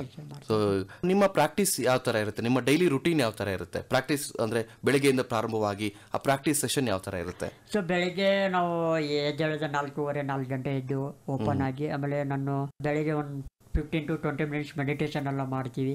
ಮೆಡಿಟೇಷನ್ ಮಾಡಿ ಆಮೇಲೆ ಒಂದು ಬುಕ್ ಅಂತ ಓದ್ತೀವಿ ಸರ್, ಒಂದು 10 points ಎಲ್ಲ ಓದ್ತೀವಿ. ಓದಿ ಅದಾದ್ಮೇಲೆ ನಂದು ಒಂದು ಫಿಟ್ನೆಸ್ ಮಾಡ್ತೀವಿ. So half an hour 45 minutes warm up ಎಲ್ಲ ಇರುತ್ತೆ. ಅದಾದ್ಮೇಲೆ ಇದು ಸ್ಪಾಟ್ ಬಾಲಿಂಗ್ ಅಂತ ಮಾಡ್ತೀವಿ. ಅದಾದ್ಮೇಲೆ ಫೀಲ್ಡಿಂಗ್ ಸೆಷನ್ ಇರುತ್ತೆ, ಆಮೇಲೆ ಬ್ಯಾಟಿಂಗ್ ಇರುತ್ತೆ. ಹೆಂಗ ಮಕ್ಕಳು ಸ್ಕೂಲ್ಗೆ ಹೋಗ್ತಾರೆ, ಕಾಲೇಜ್ ಇರುತ್ತೆ, ನಮ್ ಕ್ರಿಕೆಟ್ ಅನ್ನೋದು ನಮ್ದೊಂದು school, full day practice session ಇರುತ್ತೆ ಸರ್. ಸೊ ನಾವು ನಿಮ್ಮ ಸಾಧನೆ ಬಗ್ಗೆ ಮಾತಾಡ್ತಾ ಹೋಗ್ತಾ ಇದ್ವಿ, ಹಾಗೆ ನಿಮ್ಮ ಕೋಚಸ್ ಬಗ್ಗೆ ಮಾತಾಡ್ತಾ ಹೋಗ್ತಾರೆ. ಯಾಕಂದ್ರೆ ಕ್ರಿಕೆಟ್ ಅಲ್ಲಿ ಕೋಚಿಂಗ್ ತುಂಬಾನೇ ಇಂಪಾರ್ಟೆಂಟ್ ಆಗುತ್ತೆ. ಯಾಕಂದ್ರೆ ಪ್ರತಿಯೊಂದು ಚಿಕ್ಕ ಹಂತದಿಂದಲೂ ಆ ಕೋಚಿಂಗ್ ಅನ್ನೋದ್ರೆ ಬಹಳ ಇಂಪ್ಯಾಕ್ಟ್ ಮಾಡ್ತಾ ಹೋಗುತ್ತೆ. ನಿಮಗೆ ನಿಮ್ಮ ಕೋಚಿಂಗ್ ಯಾವ ತರ ನಡೀತು, ಯಾರ್ಯಾರು ಕೋಚಿಂಗ್ ಮಾಡಿದ್ರು ನಿಮ್ಗೆ? ಸೊ ಈ ಹಂತಕ್ಕೆ ಬರೋ ತನಕ ಸೊ ನಿಮ್ಮ ಕೋಚಸ್ಗಳ ಬಗ್ಗೆ ಮಾತಾಡ್ತಾ ಹೋಗೋದಾದ್ರೆ? ಸೊ ನಂದು ಚೈಲ್ಡ್ಹುಡ್ ಕೋಚ್ ಬಂದ್ಬಿಟ್ಟು ಚಂದ್ರಶೇಖರ್ ಬಿರಾದಾರ್ ಸರ್ ಅಂತೇಳಿ, ಆಮೇಲೆ ಪುಂಡಿತ್ ವನಾರಸ ಸರ್ ಅಂತೇಳಿ, ಆಮೇಲೆ ಜೈಬುದ್ದೀನ್ ಸರ್ ಅಂತೇಳಿ. ಸೊ ಇವರು 3 ಜನ ನಂದು ಚೈಲ್ಡ್ಹುಡ್ ಕೋಚ್ ಅಂತ. ಸೊ ನಾನು ಬೆಂಗಳೂರು ಬಂದ ತಕ್ಷಣ ನಾನು ಫಸ್ಟ್ ಎಲ್ಲಿ ಗಿರೀಶ್ ನಾಡಗೇಶ್ ಸರ್ ಅಂತೇಳಿ, ಅವರು ಫಾರ್ಮರ್ ಕರ್ನಾಟಕ ರಣಜಿ ಪ್ಲೇಯರು, BYCಯಲ್ಲಿ ಕೂಡ ಸಿಕ್ಕಿದ್ರು ಕೂಡ. ಆಮೇಲೆ ಸುನಿಲ್ ಜೋಶಿ ಸರ್ ಕೂಡ ಅವರು BYCಯಲ್ಲಿ ಟ್ರೈನಿಂಗ್ ತಗೊಂಡೆ. ಅದಾದ್ಮೇಲೆ ನಾನು ಬ್ರಿಜೇಶ್ ಪಟೇಲ್ ಕ್ರಿಕೆಟ್ ಅಕಾಡೆಮಿಯಲ್ಲಿ ಪ್ರವೀಣ್ ಸರ್ ಅಂತ ಅವರಿಗೆ ಮೀಟ್ ಆದೆ. ಅವರು ಅಕಾಡೆಮಿಯಲ್ಲಿ ಇದು ಮಾಡಿ ನನಗೆ ಯಾವುದೇ ರೀತಿಯಾದಂಥ ಒಂದು ಫೀಸ್ ಅನ್ನು ತಗೊಳ್ಳಿಲ್ಲ. ಬ್ರಿಜೇಶ್ ಪಟೇಲ್ ಕ್ರಿಕೆಟ್ ಅಕಾಡೆಮಿ ಒಳ್ಳೆ ಸಪೋರ್ಟ್ ಮಾಡಿದ್ರು. ಅಲ್ಲಿ ಪ್ರವೀಣ್ ಸರ್, ಆಮೇಲೆ ಶ್ರೀರಾಮ್ ಸರ್, ಚೇತನ್ ಸರ್, ಅದಾದ್ಮೇಲೆ ರಾಮು ಸರ್, ಎಲ್ಲರೂ ಕೂಡ ಒಂದು ಒಳ್ಳೆ ಸಪೋರ್ಟ್ ಮಾಡಿದ್ರು BPCಯಲ್ಲಿ. ಸೊ ತುಂಬಾ ಖುಷಿ ಆಯ್ತು. ಸೊ ಇಷ್ಟೊಂದು ಸಪೋರ್ಟ್ ಇಂದ ಇವತ್ತು ಶಂಕರ್ ಸಜ್ಜನ್ ಅವರು ಈ ಹಂತದಲ್ಲಿ ನಿಂತಿದ್ದಾರೆ ಅಂತ ಹೇಳಿದ್ರೆ ತಪ್ಪಾಗಲ್ಲ ಅಲ್ವಾ? ಹೌದು ಸರ್. ಸೊ ಈ ಕೋಚಿಂಗ್ ಬಹಳನೇ ಮುಖ್ಯ ಆಗಿದೆ. ಯಾಕಂದ್ರೆ ಗುರು ಇಲ್ಲದೆ ಯಾವ ವಿದ್ಯೆನೂ ಕೂಡ ಬರಲ್ಲ. ಗುರುವೇ ನಮಗ್ ಬಹಳ ಮುಖ್ಯ. ಸೊ ನಿಮ್ಮ ಗುರುಗಳು ಅವರ ಒಂದು ಏನು ಆ ವಿದ್ಯೆಯನ್ನು ಕಲಿಸಿದ್ರು, ಅದರಿಂದ ಇವತ್ತು ಶಂಕರ್ ಸಜ್ಜನ್ ಇವತ್ತು ಎಷ್ಟೊಂದು ದೊಡ್ಡ ಆಟಗಾರ ಆಗಿದ್ದಾರೆ. ಹೌದು ಸರ್. ಯಾಕಂದ್ರೆ ಗುರು ಇಲ್ಲದೆ ಯಾವುದೇ ರೀತಿಯಾದಂತ ಒಂದು ಹುಲ್ಲು ಕೂಡ ಅಳೆಯಾಡಕ್ಕಾಗಲ್ಲ. ಗುರುವಿನ ಗುಲಾಮನಾಗದಕ್ಕೆ ಒಲಿಯೋದು ಮಂಟು ತಿಮ್ಮ ಅಂತ ಒಂದು ಗಾದೆ ಇದೆ. ಆ ಗುರು ಯಾರೇ ಸಿಡ್ಲಿ ಎಲ್ಲೇ ಸಿಡ್ಲಿ ಅವ್ರು ಫಸ್ಟ್ ಹೋದ ತಕ್ಷಣ ನಾನು ಕಾಲ್ ಮುಗಿತೀನಿ. ಇವತ್ತು ಫಸ್ಟ್ ಡೇ ಹೆಂಗಿದೆ ಅದೇ ತರ ಇದೀನಿ ಸರ್ ಗುರುವಿನ ಜೊತೆ. ಖಂಡಿತ. ಹಾಗೆ ಇವಾಗಿನ ಕ್ರಿಕೆಟ್ ಬಗ್ಗೆ ನಾವು ಮಾತಾಡೋದಾದ್ರೆ, ಸೊ ಇವಾಗಿನ ಪ್ರೆಸೆಂಟ್ ಕ್ರಿಕೆಟ್ ಬಗ್ಗೆ ಮಾತಾಡಿದ್ರೆ ನಿಮ್ಮ ಅಭಿಪ್ರಾಯ ಏನು? ಪ್ರೆಸೆಂಟ್ ಕ್ರಿಕೆಟ್ ಬಗ್ಗೆ ಈಗ ಶಂಕರ್ ಸಜ್ಜನ್ ಅವರು ಏನಾದ್ರು ಹೇಳೋದಾದ್ರೆ ಏನ್ ಹೇಳ್ತೀರಾ? ಸೊ ಇವಾಗ ಮೊದಲಿನ ಕ್ರಿಕೆಟ್ಗಿಂತ ಇವಾಗಿನ ಕ್ರಿಕೆಟ್ ತುಂಬಾ ಡಿಫ್ರೆನ್ಸ್ ಇದೆ ಸರ್. ಮೊದಲು ಏನಿತ್ತು, ಒನ್ ಡೇ ವೇ ಇತ್ತು ಕ್ರಿಕೆಟ್ ಅಲ್ಲಿ. ಸೊ ಇವಾಗ ಅವಕಾಶಗಳು ಸ್ಪ್ರೆಡ್ ಇದೆ. ಯಾಕಪ್ಪ ಅಂತಂದ್ರೆ ನಾವು ತುಂಬಾ ಎಕ್ಸಾಂಪಲ್ಸ್ ನೋಡ್ತಾ ಇದೀವಿ. ಈ ಪ್ರವೀಣ್ ತಾಂಬೆ ಸರ್ ನೋಡಿರ್ಬೋದು. ಸೊ ಏಜ್ ಆಫ್ 41 ನಲ್ಲೇ IPL ಆಡಿದ್ದಾರೆ. So because of is talent. ಆಮೇಲೆ ಬೇರೆ ಬೇರೆ ಪ್ಲೇಯರ್ಸ್ ಎಲ್ಲ ಇವಾಗೆಲ್ಲ ಏಜ್ ಆಗಿದೆ ಕ್ರಿಕೆಟ್ ಮುಗೀತು ಅಂತಾರೆ. ಆಕ್ಚುಲಿ ಕ್ರಿಕೆಟ್ ಮುಗಿದಿಲ್ಲ. ನೀನು ಇವಾಗ ಹಿಂಗಾದ್ರೂ ಇಂಡಿಯನ್ ಟೀಮಲ್ಲಿ ಹೋಗ್ತೀರಾ, ಬೇರೆ ದಾರಿಯಲ್ಲಾದ್ರೂ ನೀನು ಇಂಡಿಯನ್ ಟೀಮಲ್ಲಿ ಹೋಗ್ತೀರಾ. ಸೊ ತುಂಬಾ ಅವಕಾಶಗಳಿದೆ. ಸೋಷಿಯಲ್ ಮೀಡಿಯಾ ತುಂಬಾ ಇದೆ. ಆಮೇಲೆ ಎಲ್ಲಾ ಸ್ಕೋರ್ ಪರ್ಫಾರ್ಮೆನ್ಸ್ ಎಲ್ಲ ಆನ್ಲೈನ್ ಕೂಡ ಬರ್ತಾ ಇದೆ. ಸೊ ಒಂದು ಒಳ್ಳೆ ಚೇಂಜಸ್ ಇದೆ ಸರ್. ಟ್ಯಾಲೆಂಟ್ ಇದ್ರೆ 100% ಸಕ್ಸಸ್ ಆಗೇ ಆಗ್ತೀವಿ. ಗಿವ್ ಅಪ್ ಮಾಡಬೇಡ್ರಿ ಅಷ್ಟೇ. ಈ ಕನ್ಸಿಸ್ಟೆನ್ಸಿ ಅನ್ನೋದು ಎಷ್ಟು ಇಂಪಾರ್ಟೆಂಟ್ ಆಗುತ್ತೆ ಈಗ ಪ್ರೆಸೆಂಟ್ ಇವಾಗ ಹೊಸದಾಗಿ ಬರುವಂತಹ ಯಂಗ್ ಪ್ಲೇಯರ್ಸ್ಗೆ ನಾವು ಹೇಳೋದಾದ್ರೆ, ಈಗ ಹೊಸದಾಗಿ ಕ್ರಿಕೆಟ್ ಆಡೋಕೆ ಬರೋದಾದ್ರೆ ಈಗ 1-2 ದಿನ ಬರ್ತಾರೆ, ಅಕಾಡೆಮಿಲಿ ಗೇಮ್ ಆಡ್ತಾರೆ, ಖುಷಿಗೆ ಆಡ್ತಾರೆ, ಬಿಟ್ಬಿಡ್ತಾರೆ. ಸೊ ಅದು ಸಾಧನೆ ಮಾಡೋಕೆ ಸಾಕಾಗಲ್ಲ. ಈ ಕನ್ಸಿಸ್ಟೆನ್ಸಿ ಅನ್ನೋದು, ಡಿಸಿಪ್ಲಿನ್ ಅನ್ನೋದು ಒಂದು ಸಾಧನೆ ಹಾದಿಲಿ ಎಷ್ಟು ಇಂಪಾರ್ಟೆಂಟ್ ಆಗುತ್ತೆ? ನಿಜವಾಗ್ಲೂ ಯಾವುದೇ ಸಾಧನೆ ಮಾಡಬೇಕಂದ್ರೂ ಕನ್ಸಿಸ್ಟೆನ್ಸಿ ಬಹಳ ಇಂಪಾರ್ಟೆಂಟ್ ಆಗುತ್ತೆ. ಯಾಕಪ್ಪ ಅಂತಂದ್ರೆ ಈಗಿನ ಒಂದು ಜನರೇಷನ್ ಅಲ್ಲಿ ನೀವು ಯಾವುದೇ ಕ್ಷೇತ್ರದಲ್ಲಿ ಕಾಲಿಡ್ರಿ, ಫಸ್ಟ್ ಬರೋಕ್ಕಿಂತ ಮುಂಚೆ ಒಂದು 100 ಸಲ ಯೋಚನೆ ಮಾಡ್ರಿ. ನಾ ಇದು ರೀಚ್ ಆಗ್ತೀನಾ, ಇದು ಎಷ್ಟಿದೆ, ಇದರ ನನ್ನ ಕೆಪಾಸಿಟಿ ಇದೆಯಾ ಇಲ್ಲ, ಸೊ ಎಲ್ಲ ಯೋಚನೆ ಮಾಡ್ಕೊಂಡು ಇಳಿರಿ. ಒಂದು ಸಲ ನೀವು ಆಟಾಡಕ್ಕೆ ಇಳಿದ್ಮೇಲೆ ಡೋಂಟ್ ಗೋ ಬ್ಯಾಕ್. ಸೊ ಹಿಂದೆಗಡೆ ಓಡ್ಬೇಡ್ರಿ, ಗಿವ್ ಅಪ್ ಮಾಡಬೇಡ್ರಿ. ಸೊ ಕ್ರಿಕೆಟ್ ಅನ್ನೋದು ಒಂಥರ ದೊಡ್ಡ ಸಮುದ್ರ, ಗ್ರೇಟ್ ಲೆವೆಲರ್. ಸೊ ಇದರಲ್ಲಿ ಸಾಧನೆ ಮಾಡಬೇಕಂದ್ರೆ ಸ್ವಲ್ಪ ಕನ್ಸಿಸ್ಟೆನ್ಸಿ ಬಹಳ ಇಂಪಾರ್ಟೆಂಟ್ ಆಗುತ್ತೆ. ಆಮೇಲೆ ಡಿಸಿಪ್ಲಿನು, ನಿಮ್ದು ರೆಗ್ಯುಲರ್ ರೂಟೀನ್ ಏನಿದೆ ತುಂಬಾ ಇಂಪಾರ್ಟೆಂಟ್ ಆಗುತ್ತೆ. ಇವಾಗ ನಾವು 1 ವರ್ಷದ 2 ವರ್ಷದಲ್ಲಿ ಕ್ರಿಕೆಟ್ ಅಲ್ಲಿ ಏನು ಎಕ್ಸ್ಪೆಕ್ಟ್ ಮಾಡೋಕ್ಕಾಗಲ್ಲ. ಮಿನಿಮಮ್ 5-10 ವರ್ಷ ನೀನೊಂದು ಒಳ್ಳೆ ಪ್ಲೇಯರ್ ಆಗ್ಬೇಕಂದ್ರೆ 10 ವರ್ಷ ನೀನು ಮಿನಿಮಮ್ ವರ್ಕ್ ಮಾಡಲೇಬೇಕು. ಅಲ್ಲಿವರೆಗೂ ಸಕ್ಸಸ್ ಸಿಗಲ್ಲ. ಸೊ ನಾವೇನ್ ಮಾಡ್ತೀವಿ, 1 ಮಂತ್ 2 ಮಂತಲ್ಲಿ ಓದ್ತೀವಿ, ಪ್ರಾಕ್ಟೀಸ್ ಮಾಡ್ತೀವಿ, ಆಗ್ಲಿಲ್ಲ ಅಂದ್ರೆ ಬ್ಯಾಕ್ ಹೋಗ್ತೀವಿ. ಸೊ ಅದಕ್ಕೆ ಎಲ್ಲರೂ ಕ್ರಿಕೆಟರ್ ಆಗಕ್ಕಾಗಲ್ಲ. ಸೊ ಇದಕ್ಕೆ ಪೇಷನ್ಸು, ಡಿಸಿಪ್ಲಿನ್, ಕನ್ಸಿಸ್ಟೆನ್ಸಿ ಬಹಳ ಇಂಪಾರ್ಟೆಂಟ್ ಆಗುತ್ತೆ. ಹೌದೌದು. ಯಾವತ್ತಾದ್ರೂ ಶಂಕರ್ ಸಜ್ಜನ್ ಅವರಿಗೆ ಬೇಡಪ್ಪ ಈ ಕ್ರಿಕೆಟ್ ಜರ್ನಿ ಬಿಟ್ಬಿಡೋಣ ಅಂತ ಅನ್ಸಿದ್ಯಾ? ಒಂದ್ಸಲ ಅನ್ಸಿತ್ತು. ಯಾವಾಗಪ್ಪ ಅಂತಂದ್ರೆ ನಾನು ಬಿಜಾಪುರಲ್ಲಿ ಅಂಡರ್-19 ನಾರ್ಮಲ್ ಕ್ರಿಕೆಟ್ ಡಿಸ್ಟ್ರಿಕ್ಟ್ ಟೀಮ್ಗೆ ಸೆಲೆಕ್ಷನ್ ನಿಂತ್ಕೊಂಡಿದ್ದೆ. ಅಲ್ಲೂ ಕೂಡ ನಾನು ಹ್ಯಾಂಡಿಕ್ಯಾಪ್ ಅಂತೇಳಿ ನಾನು ಸೆಲೆಕ್ಟ್ ಮಾಡಲಿಲ್ಲ. ಆವಾಗ ಒಂದ್ಸಲ ಕಣ್ಣೀರು ಹಾಕ್ಕೊಂಡು ವಾಪಸ್ ಹೋಗಿದ್ದೆ. ಆಮೇಲೆ ಯೂನಿವರ್ಸಿಟಿ ಟೀಮ್ಗೆ ಸೆಲೆಕ್ಷನ್ಗೆ ಹೋಗಿದ್ದೆ, ನಾನು ಹ್ಯಾಂಡಿಕ್ಯಾಪ್ ಅಂತೇಳಿ ಕನ್ಸಿಡರ್ ಮಾಡಲಿಲ್ಲ. ಸೊ ಅವಾಗ ತುಂಬ ಬೇಜಾರಾಗ್ಬಿಡ್ತು. ಬಟ್ ನಾನು ಎಲ್ಲರೂ ಮುಂದೆ ಅದನ್ನು ಎಕ್ಸ್ಪ್ರೆಸ್ ಮಾಡಲಿಲ್ಲ, ಒಬ್ಬನೇ ಹೋದೆ, ಮಾತಾಡ್ಕೊಂಡೆ. ನಾನು ಇನ್ಮೇಲೆ ಕ್ರಿಕೆಟ್ ಆಡೋದು ಲೆವೆಲ್ಗೋಸ್ಕರ ಆಡೋದು ಬೇಡ, ಹ್ಯಾಪಿನೆಸ್ಗೋಸ್ಕರ ಆಡೋಣ. ಆ ಹ್ಯಾಪಿನೆಸ್ ಇಲ್ಲಿವರೆಗೂ ತಗೊಂಡು ಬಂದಿದ್ದಾರೆ. ಖಂಡಿತ. ಸೊ ಇವಾಗ ಈ ಕ್ರಿಕೆಟ್ ಜೀವನ ಯಾವುದೇ ಫೀಲ್ಡ್ ಇದ್ರೂ ಕೂಡ ಈ ಏರಿಳಿತ ಅನ್ನೋದು ಇದ್ದೇ ಇರುತ್ತೆ. ಒಂದ್ಸಲ ಮೇಲ್ ಹೋಗ್ತೀವಿ, ಒಂದ್ಸಲ ಕೆಳಗೆ ಬೀಳ್ತೀವಿ, ಹೌದಾ? ಈ ಏರಿಳಿತ ಆದಾಗ ಸೊ ಮೇಲ್ ಹೋದಾಗ ಆಬ್ವಿಯಸ್ಲಿ ಖುಷಿ ಆಗುತ್ತೆ, ಕೆಳಗೆ ಬಂದಾಗ, ಬಿದ್ದಾಗ ಯಾವ ರೀತಿ ನಾವು ಸವಾರಿಸ್ಕೊಳ್ಬೇಕು, ಅಲ್ಲಿಂದ ಹೇಗೆ ಧೈರ್ಯ ತುಂಬಿಕೊಳ್ಬೇಕು ಅಂತ ಹೇಳೋದಾದ್ರೆ, ಈಗ ಯಾರಾದರೂ ಮುಂದೆ ಕೂಡ ಈಗ ಒಬ್ಬ ಅಂಗವಿಕಲ ಕ್ರಿಕೆಟರ್ ಮುಂದೆ ಬರೋದಾದ್ರೆ, ಸೊ ಅವರು ತಮ್ಮ ಲೋ ಇದ್ದಾಗ ಅಥವಾ ಬಿದ್ದಾಗ ಅವ್ರು ಹೇಗೆ ಅಲ್ಲಿಂದ ಏಳ್ಬೇಕು ಅಂತ ನೀವು ಒಂದು ಸಜೆಷನ್ ಕೊಡೋದಾದ್ರೆ? ನಿಜವಾಗ್ಲೂ ಜೀವನದಲ್ಲಿ ಏರಿಳಿತ ಇರಲೇಬೇಕು ಸರ್. ಯಾಕಪ್ಪ ಅಂತಂದ್ರೆ ಬರೀ ಗೆಲ್ತಾ ಇದ್ರೆ ಇತಿಹಾಸ ಆಗಲ್ಲ. ಗೆಲ್ತಾರಲ್ವ ಅವರು ಇತಿಹಾಸ ಆಗ್ತಾರೆ. ಸೊ ಅದಕ್ಕೆ ಸೋಲು ಅನ್ನೋದು ಒಂದು ಇಂಪಾರ್ಟೆಂಟ್ ಅಲ್ಲ. ಯಾಕಂದ್ರೆ ಸೋಲು ಅನ್ನೋದು ಒಂದು ನೆಕ್ಸ್ಟ್ ಸ್ಟೆಪ್ಗೆ ಒಂದು ಅಡ್ವಾಂಟೇಜ್ ಆಗುತ್ತೆ. ಸೊ ನೀವೇನು ಅದೀರಿ, ಏನ್ ಕೆಪಾಸಿಟಿ ಇದೆ ಅಂತ ಗೊತ್ತಾಗುತ್ತೆ. ದಯವಿಟ್ಟು ಯಾರು ಕುಗ್ಗಕ್ಕೆ ಹೋಗ್ಬೇಡಿ, ಗಿವ್ ಅಪ್ ಮಾಡಕ್ ಹೋಗ್ಬೇಡ್ರಿ. ಅದರಿಂದ ಪಾಸಿಟಿವ್ ಆಗೋದು ಬರ್ರಿ, ಅಡ್ವಾಂಟೇಜ್ ತಗೋರಿ, ಮೋಟಿವೇಶನ್ ಆಗಿರಿ, ಗಿವ್ ಅಪ್ ಮಾಡಕ್ ಹೋಗ್ಬೇಡ್ರಿ. ಇದು ಒಂದು ಸೋಲು ನೆಕ್ಸ್ಟ್ ನೀವು ಸಕ್ಸಸ್ ಆಗ್ತೀರಾ ಅಂತ. ಇವಾಗ ಸೋಟಿದೀವಪ್ಪ ಅಂತಂದ್ರೆ ಇಲ್ಲೇ ಮುಟ್ದಿಲ್ಲ. ನಮ್ಗೆ ದೇವ್ರು ಇನ್ನೊಂದು ಒಂದು ದೊಡ್ಡ ಅವಕಾಶ ಮುಂದಿಟ್ಟಿದ್ದಾನೆ ಅಂತ ತಿಳ್ಕೊಂಡು ನಾವು ಮತ್ತೆ ವಾಪಸ್ ಎದ್ದೇಳ್ಬೇಕು. ಹಾಗೆ ನಿಮ್ಮ ಅಕಾಡೆಮಿನ ರನ್ ಮಾಡ್ತಾ ಇದ್ದೀರಾ, ಈಗ ನಿಮ್ಮ ಲೈಫ್ ಕೂಡ ನೀವು ರನ್ ಮಾಡ್ತಾ ಇದ್ದೀರಾ. ಸೊ ಈ ಎಕನಾಮಿಕಲ್ ಸಪೋರ್ಟ್ ಯಾವ ತರ, ನಿಮ್ಗೆ ಇನ್ಕಮ್ ಯಾವ ತರ ಇದೆ, ಅದು ನಿಮ್ಗೆ ಏನು ಪ್ರಾಬ್ಲಮ್ ಆಗ್ತಿಲ್ವಾ, ಅಥವಾ ಅಕಾಡೆಮಿ ನಡೆಸೋದಕ್ಕೆ ಎಕನಾಮಿಕಲ್ ಸಪೋರ್ಟ್ ಹೇಗೆ? ಅಕಾಡೆಮಿಗೆ ನಡ್ಸೋಕ್ಕೆ ನಮ್ಮ ಅಂಕಲ್ ಕೂಡ ಸಪೋರ್ಟ್ ಮಾಡ್ತಾ ಇದ್ದಾರೆ. ಆಮೇಲೆ Suresh Biradar sir, Shantiniketan chairman sir ಕೂಡ ಒಂದು ಸಪೋರ್ಟ್ ಮಾಡ್ತಾ ಇದ್ದಾರೆ. ಯಾವುದೇ ರೀತಿಯಾದಂಥ ಒಂದು ಎಕನಾಮಿಕಲಿ ಸಪೋರ್ಟ್ ಮಾಡ್ತಾ ಇದ್ದಾರೆ ಅಲ್ಲಿ. ಸೊ ಅಷ್ಟೆಲ್ಲ ಒಂದು ಸಪೋರ್ಟ್ ಇರೋದ್ರಿಂದನೇ ಇವತ್ತು ಈಗ ಶಂಕರ್ರು ಯಾವುದೇ ತೊಂದರೆ ಇಲ್ಲದೆ ಒಬ್ಬ ಸ್ಟಾರ್ ಆಗಿ ನಿಲ್ತಾ ಇದ್ದಾರೆ ಅಂತ ಹೇಳ್ಬಹುದು ಅಲ್ವಾ? ಹೌದು ಸರ್. ಹಾಗೆ ಈಗ ಅಂಗವಿಕಲರ ಕ್ರಿಕೆಟ್ ಅಂತ ಬಂದಾಗ, ಸೊ ಮುಂದೆ ಈ ಅಂಗವಿಕಲರ ಕ್ರಿಕೆಟ್ಗಾಗಿ ಸ್ಪೆಸಿಫಿಕ್ ಆಗಿ ಶಂಕರ್ ಸಜ್ಜನ್ ಏನಾದ್ರು ಮಾಡಕ್ಕೆ ಪ್ಲಾನ್ ಇದೆಯಾ? ಸ್ಪೆಸಿಫಿಕಲಿ ಅಂಗವಿಕಲರ ಕ್ರಿಕೆಟ್ಗೋಸ್ಕರ ಏನಾದ್ರು ಮಾಡಬೇಕು ಅಂತ ಅನ್ನೋದಾದ್ರೆ?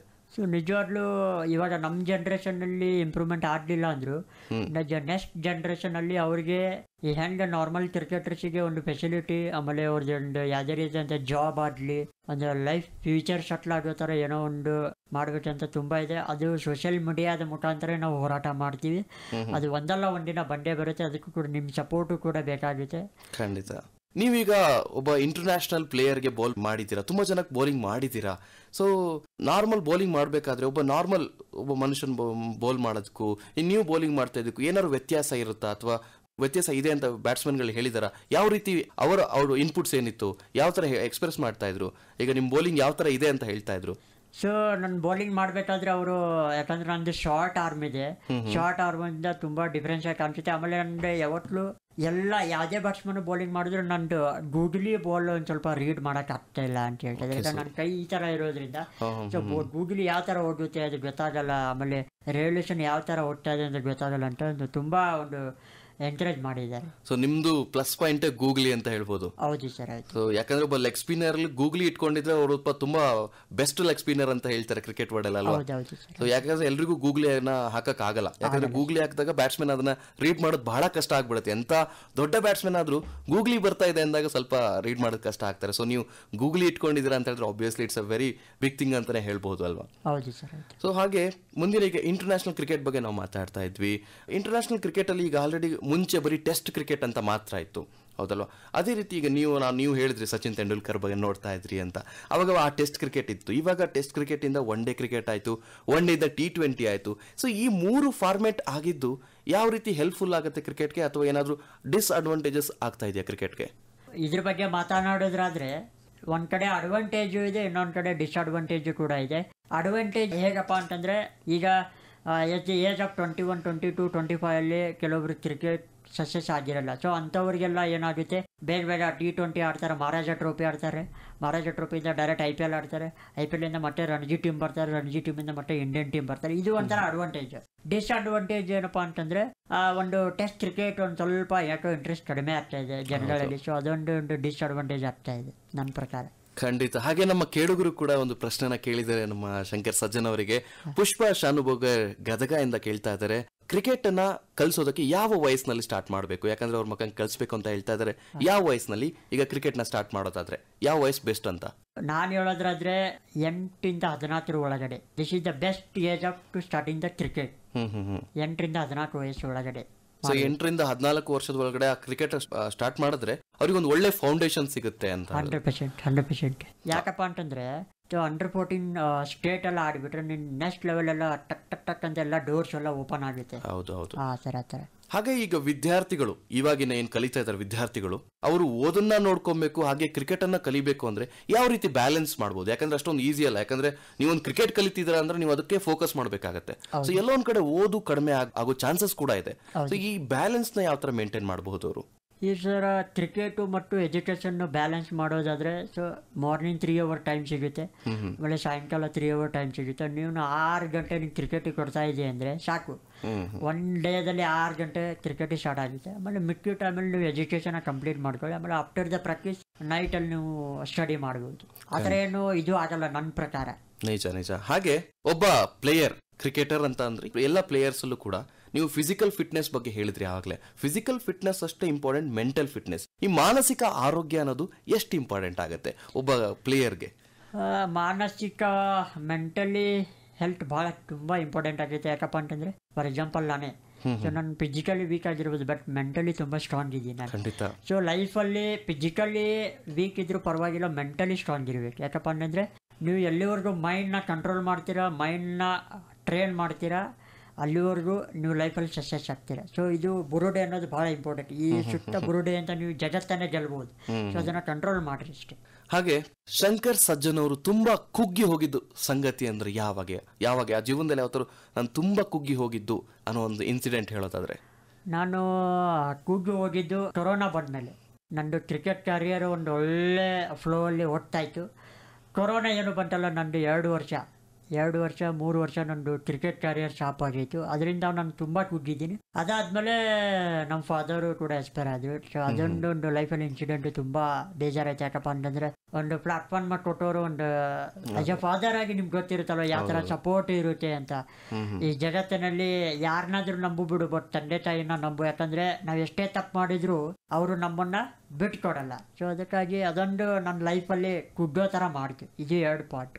ಹೌದು, ತಂದೆ ತಾಯಿ ಸಪೋರ್ಟ್ ಇಲ್ಲದೆ ಯಾವ ಸಾಧನೆ ಕೂಡ ಸಾಧ್ಯನೇ ಇಲ್ಲ ಅನ್ನೋದು ನಿಜ. ಹಾಗೆ ನೀವೊಂದು ಮೂವಿ ಬಗ್ಗೆ ಹೇಳ್ತಾ ಇದ್ರಿ, ಒಂದು ಮೂವಿ ಬರ್ತಾ ಇತ್ತು ಎಲ್ಲ ಹ್ಯಾಂಡಿಕ್ಯಾಪ್ ಕ್ರಿಕೆಟರ್ಸ್ ಬಗ್ಗೆ ಅಥವಾ ಕ್ರಿಕೆಟ್ ಬಗ್ಗೆ ಅಂತ. ಸೊ ಅದ್ರ ಬಗ್ಗೆ ಸ್ವಲ್ಪ ಹೇಳೋದಾದ್ರೆ? ಸೊ ಅದು ಕೊರೋನಾ ಮುಂಚೆ ಮೂವಿ ಎಲ್ಲ ನಡೀತಾ ಇತ್ತು ಸರ್. ಚಲ್ ಜೀತಲೆ ಜಹಾನ್ ಅಂತೇಳಿ ಅದು ಮೂವಿ ನಡೀತಾ ಇತ್ತು, ಬಾಲಿವುಡ್ ಮೂವಿ. ಬಟ್ ಅದು ಕೊರೋನಾ ಬಂದ್ಬಿಟ್ಟು ಅದು ಕೂಡ ಒಂದು ಕ್ಯಾನ್ಸಲ್ ಕೂಡ ಆಯಿತು. ಬಟ್ ಇವಾಗ ಅದು ಕಾಲ್ ಬಂದಿಲ್ಲ. ಅದು ಕೂಡ ನಾನು ತುಂಬ ಕುಗ್ಗೋ ಥರ ಮಾಡ್ತೀವಿ, ಯಾಕಂದರೆ ಅದು ಒಂದು ಮೂವಿ ಬಂದರೆ ಮತ್ತೆ ಎಲ್ಲೋ ಹೈಲೈಟ್ ಆಗ್ತಾ ಇದೀವಿ, ಏನೋ ಒಂದು ಆಪರ್ಚುನಿಟಿ ಕ್ರಿಯೇಟ್ ಆಗ್ತಾಯಿತ್ತು. ಟೋಟಲಿ ಇವತ್ತು ಕೊರೋನಾ ಅನ್ನೋದೊಂದು ಲೈಫ್ ಸ್ಪೈಲ್ ಮಾಡಿದೆ ಅಂತ ನನಗೆ ಅನಿಸುತ್ತೆ. ಸೊ ಆ ಮೂವಿಲಿ ನೀವು ಕೂಡ ರೋಲ್ನ ಪ್ಲೇ ಮಾಡಿದ್ರಿ. ಹೌದು ಸರ್. ಅಂದ್ರೆ ನೀವೊಬ್ಬ ಕ್ಯಾರೆಕ್ಟರ್ ಆಗಿ ನಿಮ್ಮ ರೋಲ್ನ ನೀವೇ ಪ್ಲೇ ಮಾಡ್ತಾ ಇದ್ರಿ. ನಾನೇ ಪ್ಲೇ ಮಾಡ್ತಾ ಇದ್ದೆ. ಓಕೆ. ಸೊ ಆ ಮೂವಿ ಮತ್ತೆ ಬರ್ಲಿ ಅಂತ ನಾವು ಆಶಿಸ್ತಾ ಇದೀವಿ. ಹಾಗೆ ಕೊನೆಯದಾಗಿ ಶಂಕರ್ ಸಜ್ಜನ್ ಅವರೇ, ನಮ್ಮ ಕೇಳುಗರಿಗೆ ಒಂದು ಹೇಳೋದಾದ್ರೆ, ಒಬ್ಬ ನಿಮ್ಮಲ್ಲಿರುವಂತ ದೌರ್ಬಲ್ಯಗಳನ್ನ ನೀವು ಶಕ್ತಿಯಾಗಿ ಪರಿವರ್ತಿಸ್ಕೊಳ್ಳಿ ಅನ್ನೋದಕ್ಕೆ ನೀವೊಂದು ಉತ್ತಮ ಉದಾಹರಣೆ ಅನ್ಬೋದು ನಾವು, ಹೌದಲ್ವಾ? ಸೊ ನಮ್ಮ ಕೇಳುಗರಿಗೆ, ಸೊ ಕೇಳ್ತಾ ಇರೋ ಎಲ್ರಿಗೂ ಕೂಡ ನೀವೊಂದು ಸಂದೇಶ ಕೊಡೋದಾದ್ರೆ ಕೊನೆಯದಾಗಿ. ಏನಿಲ್ಲ, ಜೀವನ ಅನ್ನೋದು ತುಂಬಾ ಶಾರ್ಟ್ ಇದೆ. ಸೊ ಅದನ್ನು ವೇಸ್ಟ್ ಮಾಡಬೇಡಿ. ಎಷ್ಟಾಗುತ್ತೆ ಅಷ್ಟು ಒಂದು ಒಳ್ಳೆ ಸಾಧನೆ ಮಾಡೋಣ, ಜೀವನದಲ್ಲಿ ಬೆಳೆಯೋಣ. ಒಂದು ನಮ್ಮ ದೇಶಕ್ಕಾಗಿ, ರಾಷ್ಟ್ರಕ್ಕಾಗಿ ಏನೋ ಒಂದು ಒಳ್ಳೆ ಹೆಸರನ್ನು ತರೋಣ. ನಮ್ಮ ಕರ್ನಾಟಕ ರಾಜ್ಯ ಹೆಸರಾಗಲಿ, ನಮ್ಮ ಊರಾಗಲಿ, ನಮ್ಮ ದೇಶದ ಬಗ್ಗೆ ಒಂದು ಒಳ್ಳೆ ಹೆಸರು ಇನ್ನೂ ನೆಕ್ಸ್ಟ್ ಲೆವೆಲ್ಗೆ ತಗೊಂಡು ಹೋಗೋಣ ಅಂತ ನಂದು ಒಂದು ಅಭಿಪ್ರಾಯ. ಆಮೇಲೆ ಯುವಕರಿಗೆ ಒಂದು ಹೇಳೋದಾದ್ರೆ, ಸ್ವಲ್ಪ ದಾರಿ ತಪ್ತಾ ಇದ್ದಾರೆ ಸೋಷಿಯಲ್ ಮೀಡಿಯಾದಿಂದ. ಸೊ ದಯವಿಟ್ಟು ದಾರಿ ತಪ್ಪಕ್ಕೆ ಹೋಗ್ಬೇಡ್ರಿ. ಆದಷ್ಟು ಸಾಧನೆ ಹಾದಿಯಲ್ಲಿ ನಡೆಯಿರಿ. ಒಂದು ಒಳ್ಳೆ ಸಾಧನೆ ಮಾಡೋದ್ರ ಮುಖಾಂತರ ಒಂದು ಜೀವನದಲ್ಲಿ ಬದುಕನ್ನು ಕಟ್ಟಿಕೊಳ್ಳಿ ಅಂತೇಳಿ ನನ್ನೊಂದು ಸಂದೇಶ. ಖಂಡಿತ ಎಲ್ಲರೂ ಕೂಡ ಸಾಧನೆಯನ್ನ ಮಾಡೋದಕ್ಕೆ ನೀವೊಂದು ಇನ್ಸ್ಪಿರೇಷನ್ ಅಂತ ಹೇಳಿದ್ರೆ ಪ್ರಾಯಶಃ ಅದು ಅತಿಶಯೋಕ್ತಿ ಆಗೋದಿಲ್ಲ ಅಂತ ಭಾವಿಸ್ತೀನಿ ನಾನು ಕೂಡ. ಹಾಗೆ ನಿಮ್ಮ ಸಾಧನೆಯ ಹಾದಿಗೆ ಆಕಾಶವಾಣಿಯ ಪರವಾಗಿ ಹಾಗೆ ನಮ್ಮೆಲ್ಲ ಕೇಳುಗರ ಪರವಾಗಿ ಶುಭವನ್ನ ಕೋರುತ್ತಾ ಈ ಒಂದು ಕಾರ್ಯಕ್ರಮಕ್ಕೆ ಬಂದಿದ್ದಕ್ಕಾಗಿ ತಮಗೆ ಧನ್ಯವಾದಗಳನ್ನ ಅರ್ಪಿಸ್ತಾ ಇದೀವಿ ಶಂಕರ್ ಸಜ್ಜನ್ ಸರ್. ತುಂಬಾ ಧನ್ಯವಾದಗಳು. ನಾನು ಕೂಡ ನಿಮಗೆ ತುಂಬಾ ಥ್ಯಾಂಕ್ಸ್ ಹೇಳಕ್ಕೆ ಇಷ್ಟಪಡ್ತೀನಿ. ಯಾಕಪ್ಪ ಅಂತಂದ್ರೆ ಇಲ್ಲಿವರೆಗೂ ನನ್ನ ಕರೆದು ಇಷ್ಟೆಲ್ಲ ನನ್ನ ಬಗ್ಗೆ ಪ್ರೊಫೈಲ್ನ ಮಾತಾಡಿದ್ರೆ ತುಂಬಾ ಧನ್ಯವಾದಗಳು. ಥ್ಯಾಂಕ್ ಯು ಸೋ ಮಚ್ ಆಕಾಶವಾಣಿಯವರಿಗೆ. ಕೇಳುಗರು ಕೂಡ ಸಂದೇಶಗಳನ್ನ ಕಳಿಸಿದ್ದಾರೆ. ಹಾಗೆ ಮಂಜುನಾಥ್ ಹೂಗಾರ್ ಅವರು ಕೊಪ್ಪಳ ಡಿಸ್ಟ್ರಿಕ್ಟ್ ಇಂದ ಕಾರ್ಯಕ್ರಮವನ್ನು ಕೇಳ್ತಾ ಇದೀವಿ, ತುಂಬಾ ಖುಷಿ ಆಯ್ತು ಅಂತ ಹೇಳ್ತಾ ಇದ್ದಾರೆ. ಹೀಗೆ ನಮ್ಮೆಲ್ಲ ಕೇಳುಗರ ಪರವಾಗಿ ನಿಮಗೆ ಧನ್ಯವಾದಗಳನ್ನ ಹೇಳ್ತಾ ಕಾರ್ಯಕ್ರಮವನ್ನು ಮುಗಿಸ್ತಾ ಇದೀವಿ. ಕೆಲವರು ಇದುವರೆಗೂ ಕೇಳಿದ್ರಿ ಯೂತ್ ಅವರ್ನಲ್ಲಿ ನಮ್ಮ ಜೊತೆಯಾಗಿದ್ರು ಅಂತಾರಾಷ್ಟ್ರೀಯ ಮಟ್ಟದಲ್ಲಿ ಸಾಧನೆ ಮಾಡಿದ ಕರ್ನಾಟಕದ ವಿಶೇಷ ಚೇತನ ಕ್ರಿಕೆಟ್ ಪ್ರತಿಭೆ ಶಂಕರ್ ಸಜ್ಜನ್.